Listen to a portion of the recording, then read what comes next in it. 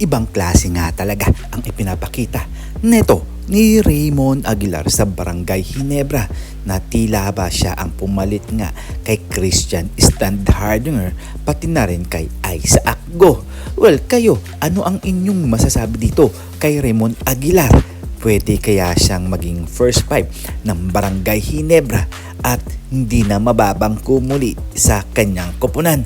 Well, kung ako ang tatanungin mga pare ko sa mga nakikita ko dito kay Raymond Aguilar ay talagang maaasahan ito sa Barangay Ginebra at malaki talaga ang maitutulong neto.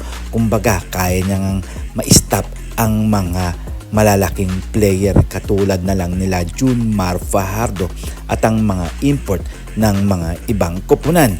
Dahil kung uulitin lang mga pare ko ay nasasayang lang talaga ang laro ni Raymond Aguilar na alam naman natin na malaki talaga ang maitutulong neto sa Barangay Ginebra. Di lang siguro nabibigyan ng pagkakataon.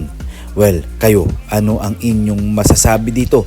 Magkomento lang kayo. Siyempre, sasagutin natin yan isa-isa at marami pa tayong ibabalita dyan. Isa pa nga dito ang ating tiniente na si L.A. Tenorio na talagang nagbabalik loob nga sa Barangay Ginebra. Pero sooner or later, alam naman natin na si L.A. Tenorio talaga magre-retiro na rin ito sa Barangay Ginebra dahil nga siguro nakakaramdam na rin ito ng pagod. Pero kung sa makikita nyo mga bawat laro niya talagang nagpapakitang gilas pa rin to kahit kagagaling lang neto sa sakit nung nakaraang taon. Well, nakakapanghinayang lang dahil mawawala na tayo ng mga veterano. Alam naman natin na nagpapalit na ang Barangay Ginebra ng mga batang player.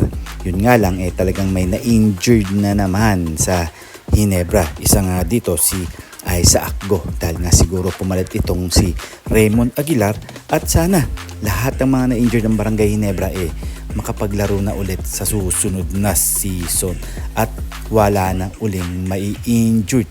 Well, kayo, ano ang inyong masasabi dito? Siguro mga pare ko hanggang dito na lang tayo. Huwag natin kakalimutan na mag-komento at syempre mag-subscribe sa YouTube channel ko. Sana i-check nyo ang isang YouTube channel ko na Just Ray Official. Siguro hanggang dito lang tayo. Don't forget to subscribe, comment, like, and share. And please click the bell para ma-receive ninyo lahat ang aking notifications. See you for my next video. See you for my next vlog. God bless.